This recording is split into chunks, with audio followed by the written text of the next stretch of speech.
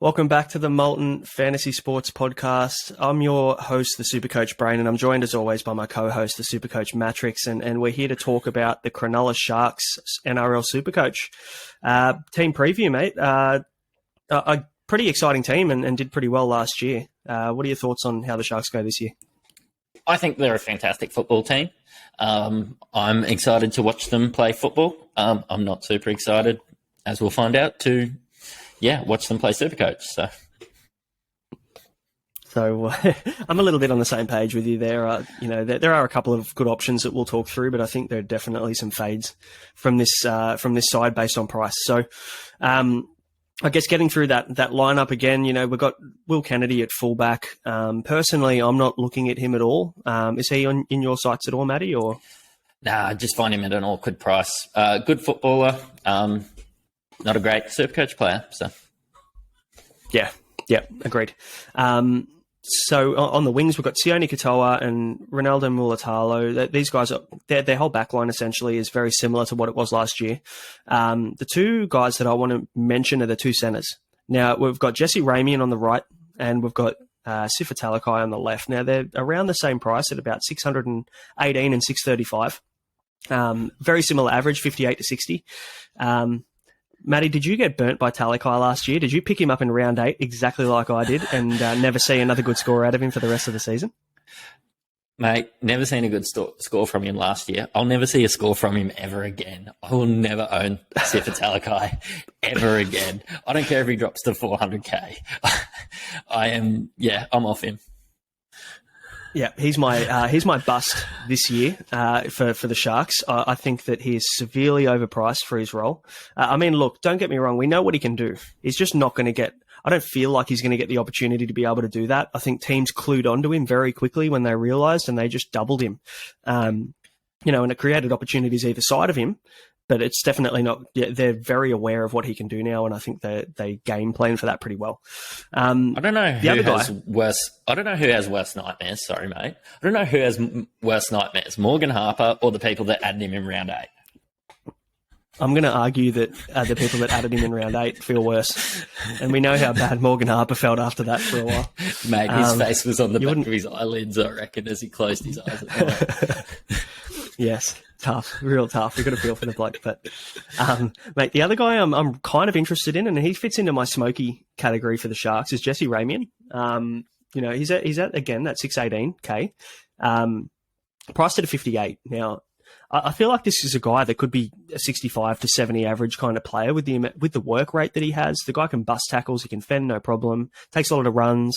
It's just a matter of whether he's going to get early ball. I think with Nico Hines loves to go left, finds himself roving over to the left side of the field a lot of the time, which is why obviously Talakai and Mulatalo on the left had such a great year. But I think Ramian probably found himself on the wrong side of the ball a little bit. But I think if they can get him involved, he's a very, very good player and a guy that people probably aren't thinking about. So it's a bit of pod territory at the moment, I think, with Ramian. Is he somebody that you consider at some point during the season? Yeah, look, at some point during the season, I think he's a better option than Talakai, obviously, at that price. Talakai had a night where he got 160 in one half, and Jesse Ramian averaged the same as him throughout the year. Better base. Look, I'm never going to say never. I'm not looking at him to start the year, though. Yeah, and I think someone else that we're not looking at this year, I can probably speak on behalf of you, is Matt Moylan. 50 average at 528. Awkward price. We know what he can do, but it's just he's not really Supercoach relevant these days with his role in that Shark side. Not at the moment. I think you're going to look to go a lot cheaper, or just get up to the premium price to your blokes like his halves partner. Yeah, that's right. His half partner, old Nico Hines. We've got a little bit of a soundbite for Nico Hines, the man with the greatest hair in the history of the world. He could be the sexiest player in the NRL. I'm not gay, but I'm swaying. I'm with you on that. Yeah, I wouldn't judge you at all. I think with Nico, second most expensive behind Pappenhausen, 902,000, 85.8 average, most points scored for the whole season. You got a pretty big take about how he's going to go this year as well, Matty. Yeah, look, I genuinely think he's going to go back to back as the best player in Supercoach. With another year of experience, I hope that he pushes past a mil. If I can afford him, I'll get him on my team. I think he can cover that 85 average. Look, running down this team, nothing's changed from last year. He was fantastic. He's going to have another year under his belt. He's got all these great players, these great finishers. Like, I'd bag out Talakai, but if I was a coach, I'd be very happy with him in my centres. And yeah, Nico just roams around the park. He's exciting. He's just one of those blokes that you can see with 40 points, heading into the 70th minute, and he can finish on 100. He's exciting. I love watching him. I love having him in my team. I love putting the VC or the centre badge on him. Absolutely. I think he's one of those guys that just accumulates Supercoach points for fun. Everyone talks about where unicorn points come from, and he just gets insane upgrades and scores that are missed throughout the game. So you look overnight and he's upgraded 20 points and you think, where does that even come from? He didn't even have an amazing game and he scored 110. So yeah. I think a bit of a tricky one for me, but I mean, you've got to make a decision. Are you going to run with Cleary and Hines and have 1.7 mil in the halves? Or are you going to fade one of them? Now, I feel much more comfortable fading Nico than I do Cleary. And that's probably the way that I'm going to go at the moment to free up cash, which, don't get me wrong, it's a risky play, but I feel like Nico. Now, I guess this is one to consider. I mentioned on Twitter the other day. So Nico against top 8 teams last year averaged 63 points per game against top 8 teams, and his season average was 85. So he's obviously averaged nearly over 100 against bottom 8 teams. So he's a bit of a flat track bully, Nico Hines. So one thing to consider is that the Sharks play 3 top 8 teams from last year in the first 3 rounds. So do you fade Nico early to get to that first price drop and then pick him up at a bit of a discount? It's worth considering. Is that something that you're thinking about doing yourself? Yeah, I am looking at it because I am looking at Cleary and I am looking at upgrading some other positions, and I think I'll work my way into Cleary due to that draw. But honestly, he's a guy, if you don't have him in your sights, if you don't have him in your team, you're going to regret it. Yep. Yeah, you're going to have to get him in at some point. It's just a matter of timing it well or taking the risk, and hopefully it pays off and his price drops and he has a few quiet games to start the season. You pick him up at 700k and you're laughing. That's but he could also end up 1.1 mil in the first 3-4 rounds, and you're in some big trouble and you're trying to find the cash to get him in. So it is a risky play, but could be worth doing. So yeah, we'll see how we go. As we step into the forward pack, I think it's important to note that they lost Aiden Tolman and Andrew Fafita. Do you think that'll give any opportunity to anyone in that forward pack? I think maybe Braden Hamlin-Uele would slot into that prop role, into the 10 jersey. I feel like he might be the one that gets that opportunity with Tolman going. To be honest, with Fafita going, I mean, he barely played more than 20 minutes off the bench last year anyway, so someone just slots onto that bench. And they've just signed Oregon Kaufusi as well from Parramatta. So I would assume that Kaufusi's the one that comes in onto that bench. And then with Hamlin-Uele going into the starting prop position, I think that's probably how they line up. Yeah, I agree. My cheapie is actually Hamlin-Uele. But it's got a bit of a question mark against it. It depends who gets the nod. It depends who's playing the most amount of minutes between those guys. And he's not cheap. He's 780k, which is a bit of 380k, which is a bit of an awkward price. But there's no real cheapies in this team. There's no bottom dollar players. They're bringing back everybody they've had, and that's why I think Nico will go so well. There's no real changes. They were great last year. They'll be great again this year. But I think whoever gets the most amount of minutes between Hamlin-Uele and Kaufusi, you could get a bit of value out of them. I agree with that. And then obviously you've got your second rowers in Britton Nakora, who's been there last year, 61 average, 650k. Probably not a guy I'll look at, but he's a great player, just probably priced too awkwardly to start.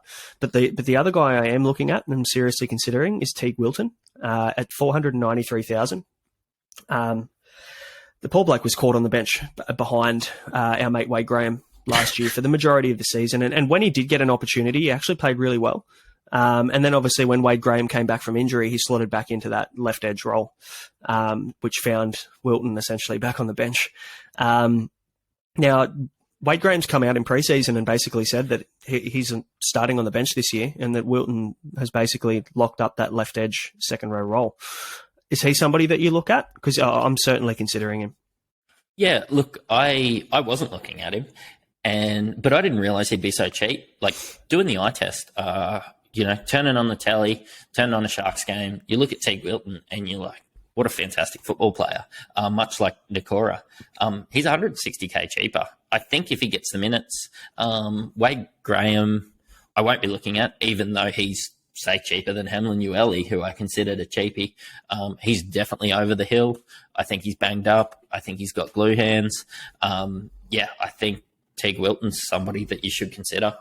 Even if it is still a bit of an awkward price, though, isn't it, Brano? Yeah, it is. $4.93. I mean, that's not cheap. You wouldn't. That's mid-range territory. So you've got to be confident that, for me, if Teague Wilton locks up an 80-minute role, he's someone I'm looking at. But his PPM is actually not amazing. It's about 0.6 to 0.7. He needs to play 80 minutes. If he's not getting 80 minutes, he's not someone that you'd be worth considering. And obviously, there's the risk there that he doesn't play 80 initially. So he might be a wait and see. He might be a watch just in the first couple of rounds, just to see what the minute split looks like at the Sharks, because there are a few, a few smokeys or a few things that Fitzgibbon could be doing with that lineup. So yeah, I think Wilton and Finucane are a bit of a trap for the casual Supercoach player. I think they're good football players, and I think when you watch TV, I think they're great. I'm not sure that they're that good at Supercoach. There's a difference. Yeah. There's a difference. Like, there's plenty of really good footballers that aren't Supercoach relevant, and I worry that Wilton and Finucane are that. Yeah, they do probably fit into that mold, and you can see from their price and from their average last year that they weren't premium Supercoach players. Probably not a consider for me. But from what I can see here, you've got a change that you would make to this lineup that would fall into your hands Supercoach-wise. What was that one? Mate, I love Cameron McInnes. He is an absolute workhorse, and he is a bloke that is fantastic for Supercoach owners. Coming off a 58 average, if Fitzgibbon works out that he's the best option and can slot him into the lineup, get him in at lock, take 25 minutes off Blake Brayley. I'll be watching him all year. I had him for most of last year. I think if there's an injury, he's somebody that I will look to get in almost straight away. Yep. Yeah, he, like you said, he's a workhorse. The guy just makes tackles for fun. He runs for fun. 60 average with minimal opportunity. We've got to remember that he actually spent probably more than half the year off the bench. I mean, he had that little opportunity where he played some minutes and got that starting role while Finucane was out. But then he slopped back into the bench and probably played 40 minutes off the bench. So that average is taking into consideration that whole season. So, I mean, when he was starting, he probably averaged closer to 70. And that's, for me, at that price, that's great. That's definitely unders. You'd get a discount on him picking him up for sure. Yeah, at 1 point per minute, if he's playing 35, 40 minutes, of course you can't get him. But yeah, if he gets the opportunity, if he's sitting there at 65 due to some injuries, due to Fitzgibbon, listening to the podcast, I think I'll be looking at him. So. Yeah, if Fitzy's listening to this and taking coaching advice from us, I think he's got some bigger problems on his hands. Look, if you find him outside the 8, he might Google it on Apple Podcasts. So I don't blame him. So there's I guess in terms of the rest of the bench, you've got Royce Hunt and Oregon Kaufusi that we kind of already mentioned. So I think that rounds out the bench. But I've got a couple of guys here that I wanted to mention. One's Matt Ikuvalu, who averaged 64.8 in 5 games last season. Obviously, when he was at the Roosters, great finisher, just limited opportunity. The guy's just stuck behind a couple of guys, and obviously they're not going to change that backline at the Sharks with Mulatalo and Katoa. It wouldn't make sense. But if you see an injury to one of those guys, you could easily slot in Ikuvalu and he could be a not a bad option. He is underpriced at 5.45 based on that average. So that's the first guy. And the second guy I want to talk about who could easily challenge Talakai for that left centre position if Talakai starts slowly is Connor Tracy. I'm big on Connor Tracy. I think he's an incredible footballer. I reckon he's a better centre than Talakai is.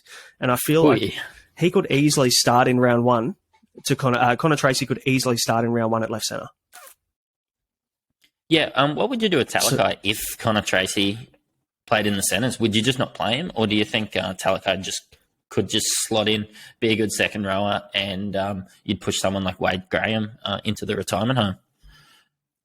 Yeah, you probably use him either. I mean, I think Teague Wilton's probably more in a better position, I guess, to start on the edge. But I mean, we saw what Talakai did in Origin. So he played multiple positions. They used him up the middle. Then they used him on an edge. He basically used a roving forward role in the Origin. So he is very versatile. I feel like he would be one of those guys that would come off the bench with an impact and shake the game up through the middle. They could use him in a number of different situations, I think. You can't really go wrong if you start him on an edge. You can't go wrong if you use him off the bench. But I think, personally, if it were me, I'd be picking Connor Tracy. He showed 50 average in 12 games. That's unders, for sure. So I think there's plenty of opportunity. If Talakai or if Ramian goes down, you'll see Tracy come straight back in. And I reckon if he gets a limited or an extended run in this team, he'll be very hard to drop. So I'll be definitely looking at him if any of those guys in the back line go down for sure. And lastly, my cheapie I haven't mentioned yet is Kale Iro. Now, this guy, Newtown Jets, last year in the New South Wales Cup, he was actually the New South Wales Cup Player of the Year last year. 14 tries. He was second in line breaks, second in tackle busts, most post-contact meters, so the guy can fend and break a tackle. Incredible runner. Very, very talented young fella. And I reckon there's a good chance that he could challenge for the number one jersey come mid-year. Obviously, it's going to take a while, and Will Kennedy gets first crack. But I think there is risk, obviously, with Lockie Miller moving over to Newcastle. It's not confirmed yet, but it's close. I feel like that, and Cade Dykes obviously being there as well. There's two people there to challenge Will Kennedy for the number one. And I reckon Iro, if he comes in, he's priced, I think, at pretty close to basement price. Is a great option, a great consideration if you're looking at him. Yeah, excellent. And I think it's one of those wait and see situations. If you see him get the opportunity, have a look for a game, have a look for 2 games, and then make your decision. Because as we know, price changes only come on your 3rd game. Yeah, that's right. And the good thing is you get a look. And he's also a dual centre wing fullback. So that's a consideration as well when you're looking at your team. I think I'd be looking to try and get, if I had 2 players that I was considering and one wasn't a dual and one was, I think the dual is definitely a consideration that would probably get them over the line into my team. Gives you a lot more flexibility with trades, a lot more flexibility with lineups each week as well, especially with the weekly bye this year. Instead of just the 3 bye rounds, we've got a team on the bye every single week. So it's worth considering. You will have to do a little bit of shuffling and having that flexibility is going to be really important. So worth keeping in mind as well for the average punter out there. Yeah, and just rounding out the squad, I just want to have a quick chat about Braden Trindle. I bet you didn't think that we'd be talking about Braden Trindle on this podcast. But if there is an injury, that's for sure. If there is an injury in the halves, can I recommend that people do not look at Braden Trindle? You have a look at him in a backup position. He's actually had a lot of opportunity in the past. He's played a lot of NRL games, and he gets about 0.5 ppm. Look, the Sharks have obviously spent all their money at the top end. They've got some really good football players, and they're going to be in a bit of trouble if there's some injuries. I think if Trindle's in there, just do not look at him. 0.5 ppm. If you want to spend 200k and maybe get 30, he's a guy you can look at. But yeah, no, do not under any circumstance, under any trap. If it looks like Nico's out for the year, they will buy someone in. Trindle will play 2 games until they find him. Do not have him on your team. Agree with that. Yeah, seconded. Absolutely. Mate, that almost pretty much wraps up the Sharks. I think the last thing that we would do is predict where they're going to come for the year, mate. What are you thinking for the Sharks? I see them at 5th. For the year. So I have them at 5th as well. yeah, much where they were. I can't see them missing the 8 with that much talent unless there's a lot of injuries. But I don't see them in the top 2 or 3. So, Yep, spot on. Mate, where can we reach you if we want to chat about Braden Trindle? Where can everybody contact you? Yeah, sorry if Braden's listening. I'm on Twitter at SC_Mattrix. And where can we find you, Brainer? Yeah, Supercoach Brain on Twitter or Brain_FS. I'm more than happy to not chat about Braden Trindle. I'll chat about any of the other Sharks players. So hit me up. Otherwise, that just about wraps up our Sharks preview. Obviously, we've still got 15 more team previews to come, so make sure to subscribe on YouTube and follow all the podcasts. We're on Apple and Google and Spotify as well. So wherever you're listening, make sure to follow along, subscribe, and guys, we'll see you next time. All right, thanks, mate.